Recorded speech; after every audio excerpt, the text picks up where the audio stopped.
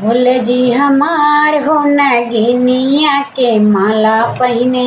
भोले जी हमार हो नगिनिया के माला पहिने भोले जी हमार हो नगिनिया के माला पहिने।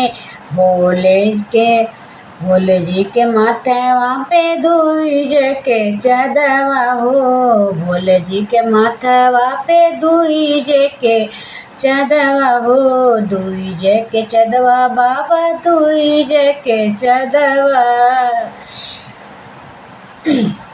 जटवा से बहे उनके गंगा जी के धार हो नगिनिया के माला पहिने। जटवा से हे उनके गंगा जी के धार हो नगिनिया के माला पहिने। भोले जी हमार हो नगिनिया के माला पहिने।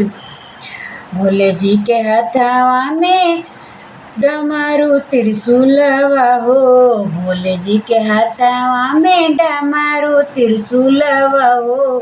कमर में पहने भोला मृगवा के छाला हो। कमर में पहने भोला मृगवा के छाला हो। नगिनिया के माला पहिने। भोले जी हमार हो नगिनिया के माला पहिने। भोले जी के कनवा में बिच्छू के कुंडल हो। भोले जी के कनवा में बिच्छू के कुंडल। घरवा में पहने भोला नगवा के हरवा हो। गलवा में पहने भोला नगवा के हरवा। नगिनिया के माला पहिने। भोले जी हमार हो नगिनिया के माला पहिने। भोले जी के पाँवा में काठ का खड़ा हुआ हो। भोले जी के पाँवा में काठ के खड़ा हुआ।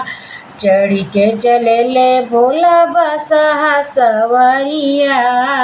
चल के चढ़ेला बाबा बसहा सवरिया। नगिनिया के माला पहिने। भोले जी हमार हो नगिनिया के माला पहिने। भोले जी के संगवा में सोहे गौरा रनियावा हो। भोले जी के संगवा में सोहे गौरा रनियावा हो। गोदिया में बैठे हैं गणपति ललनावा हो। गोदिया में बैठे उनके गणपति ललनावा हो।